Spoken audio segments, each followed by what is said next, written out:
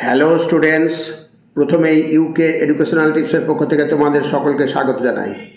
বাঁকুড়া ইউনিভার্সিটির 4th সেমিস্টারের Bangla major স্টুডেন্টসদের জন্য বাংলা মেজর পেপার 7 বাংলা লোকসংস্কৃতির ইউনিট 4 অর্থাৎ একক 4 লোককথা থেকে 5 এবং 10 নম্বর মানের বেশ কয়েকটি গুরুত্বপূর্ণ প্রশ্ন আজকের ভিডিওতে আলোচনা করা হয়েছে।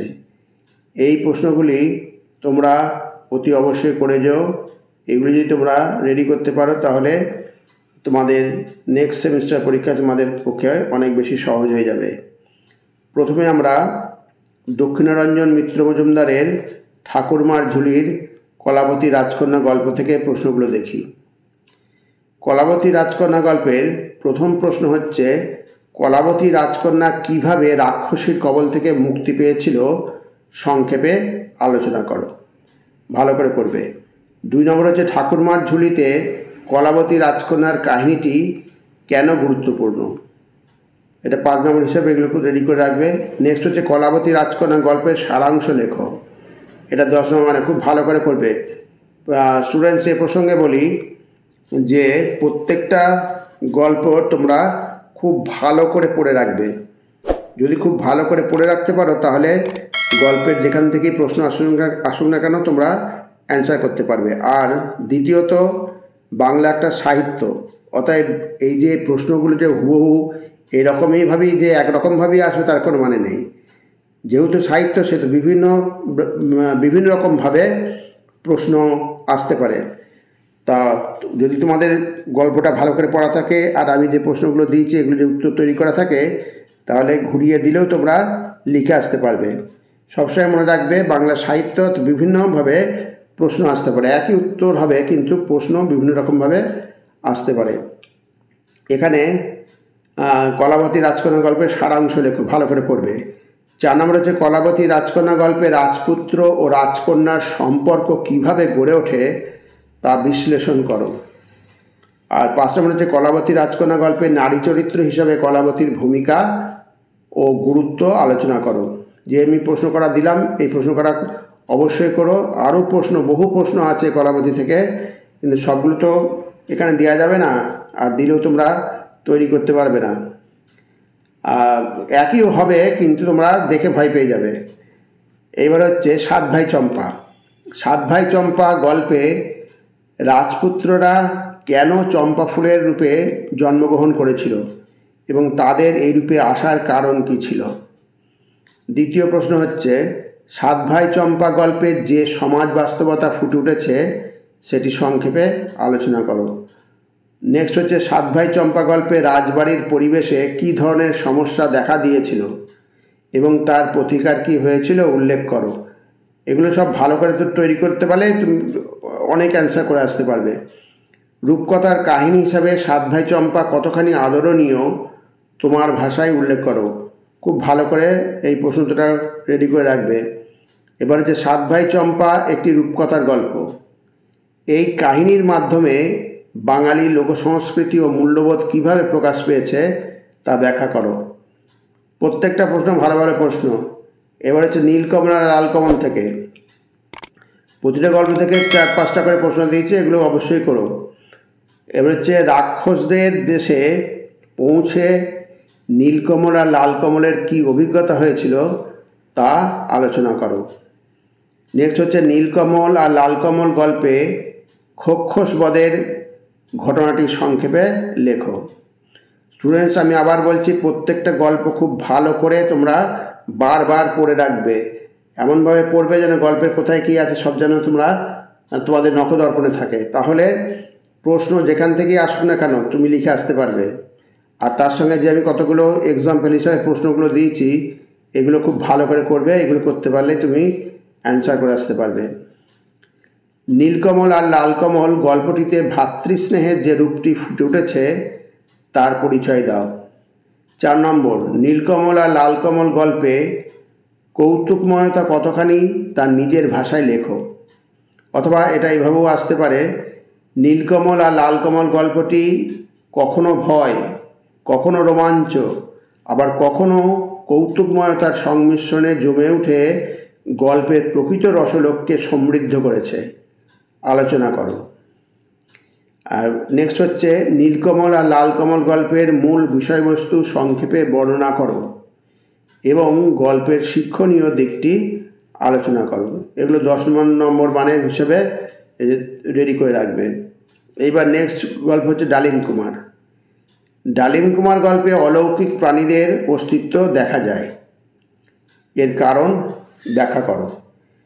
নেক্সট রাক্ষসকে পরাস্ত করার জন্য ডালিম কুমার কী কৌশল গ্রহণ করেছিল তা আলোচনা করো। এটা খুব ভালো করে, এটা ভেরি ভেরি ইম্পর্টেন্ট প্রশ্ন।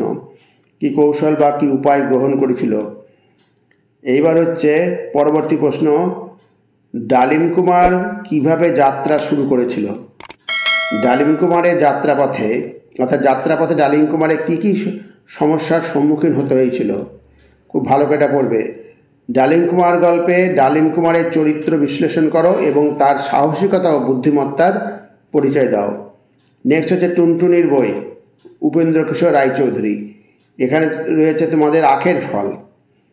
আখের ফল থেকে যে কটা প্রশ্ন দিয়েছে, গোড়া 3-4 হয়তো প্রশ্ন দিয়েছে, এগুলো তোমরা ভালো করে তৈরি করো, তাহলে অ্যান্সার করতে পারবে।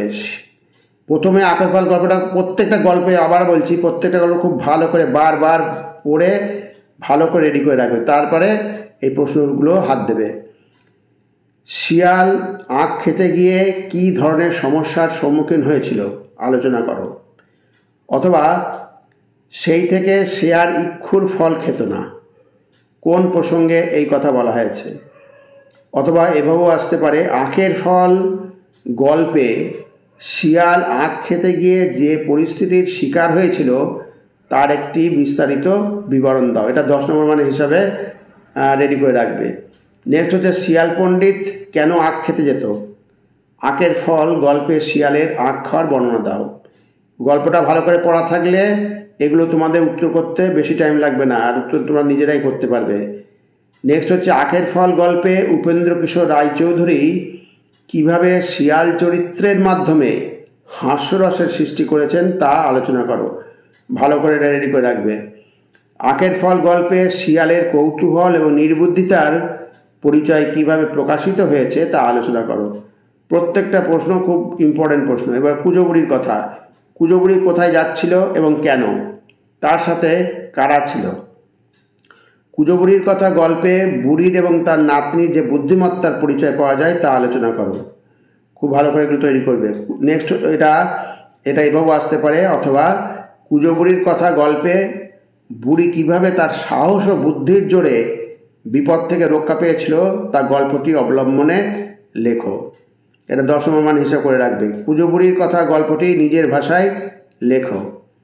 এবার পরবর্তী প্রশ্ন হচ্ছে, কুজো বুড়ির কথা গল্পের বিভিন্ন প্রাণীরা কিভাবে বুড়িকে ভয় দেখানোর চেষ্টা করেছিল তা আলোচনা করো। আর এটা 10 নম্বর মানে করবে। আর বলছি যে গল্পটা ভালো করে পড়া থাকলে এগুলো তুমি খুব সহজে লিখতে পারবে। টুনটুনি আর নাপিতের কথায় এখানে প্রথম প্রশ্ন হচ্ছে, টুনটুনির ফোড়া হওয়ার কারণ কী ছিল। নাপিত টুনটুনির ফোড়া কাটতে রাজি না হয় টুনটুনি কী করেছিল।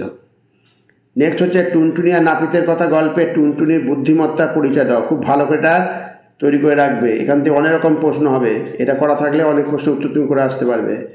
টুনটুনির দেওয়া প্রতিশ্রুতি ভঙ্গের পর নাপিতের কি পরিণতি হয়েছিল আলোচনা করো। নেক্সট হচ্ছে, টুনটুনি আর নাপিতের কথা গল্পটি সংক্ষেপে বর্ণনা করো। এবার নেক্সট হচ্ছে পান্তাবুড়ি। পান্তাবুড়ির গল্পের প্রথম প্রশ্ন হচ্ছে, পান্তাবুড়ি পান্তা ভাত চুরি হওয়ার ঘটনাটি সংক্ষেপে লেখো। নেক্সট হচ্ছে, পান্তাবুড়ি রাজার কাছে নালিশ জানাতে যাওয়ার পথে যে সমস্ত ঘটনার সম্মুখীন হয়েছিল তা বর্ণনা করো। তারপর হচ্ছে, পান্তাবুড়ি চোর ধরার জন্য কী কী কৌশল বা উপায় অবলম্বন করেছিল তা আলোচনা করো। এটা 10 নম্বর বা 5 নম্বর যে কোনো মানে আসতে পারে, এটা খুব ভালো করে রেডি করে রাখবে। পান্তাবুড়ি গল্পটির সারসংক্ষেপ নিজের ভাষায় বর্ণনা করো। এবার আমি গ্রুপ বি হিসাবে কতগুলো প্রশ্ন দিয়ে দিয়েছি। যারা একটু বেশি প্রশ্নের উত্তর রেডি করতে পারবে তারা এই প্রশ্নগুলো অবশ্যই করবে। আর যদি এছাড়াও যদি বেশি করতে চাও তাহলে আমাকে জানাবে, আমি আরও কিছু প্রশ্ন তোমাদের দিয়ে দেবো।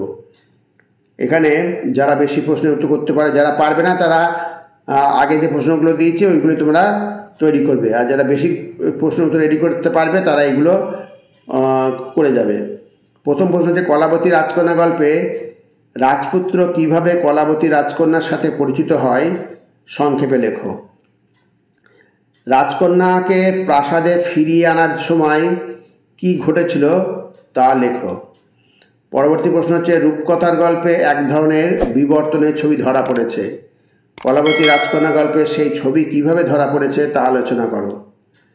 নেক্সট হচ্ছে, সাত ভাই চম্পা গল্পটি অবলম্বনে গল্পটির উপস্থাপন শৈলী বিচার করে রূপকথার গল্প হিসাবে এর মূল্যায়ন করো। যারা যারা পারবে তারা এই প্রশ্ন উত্তরগুলো একটু ভালো করে তৈরি করে যাবে। সাত ভাই চম্পা গল্পে রাজপুত্ররা কিভাবে তাদের মায়ের কষ্ট লাঘব করে এবং রাজবাড়ির শান্তি ফিরিয়ে আনে তা আলোচনা করো। নেক্সট হচ্ছে, আখের ফল গল্পে শিয়াল ও ভীমরুলের মধ্যেকার ঘটনার বিবরণ দাও এবং তাদের পারস্পরিক ক্রিয়া প্রতিক্রিয়া বিশ্লেষণ করো।